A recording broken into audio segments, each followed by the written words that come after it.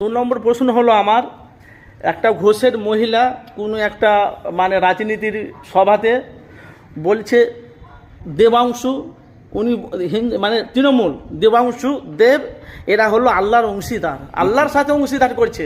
সে বিষয়ে আপনি কিছু বলবেন? সারা বাংলা কিন্তু দেবাংশু দেবের অংশ তিনি, কথাটা হচ্ছে কি সত্যিকারের রামের অংশ তিনি, সত্যিকারের মহাদেবের অংশ তিনি, আল্লাহর অংশ তিনি, জীবের অংশ। ধর্মের ব্যাপারে যদি জানতো তাহলে এই কথা বলতো না। কি বললেন? ধর্ম একটা অন্য জিনিস। কি বললেন? সৃষ্টিকর্তার মালিক আছে এক, তার দ্বিতীয় আর কেউ নেই। তার সঙ্গে কোনো রকম কোনো পৃথিবীর কোনো জিনিসের সঙ্গে তুলনা করা যায় না, কোনো মানুষ থেকে কারোর সঙ্গে তুলনা করা যায় না।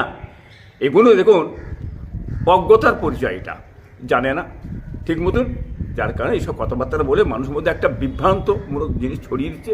হ্যাঁ, মানুষের মধ্যে একটা অশান্তি ছড়িয়ে দেওয়া হচ্ছে।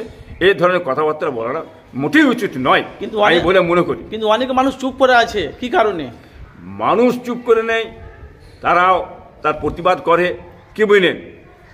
মানুষ কি বলবে এইরকম যারা কথাবার্তা বলার জন্য মানুষের মনে তো অনেক রকম আক্ষেপ আছে। সব মানুষের সমান নয়, যারা প্রতিবাদ করে তারা প্রতিবাদ করে দেয়।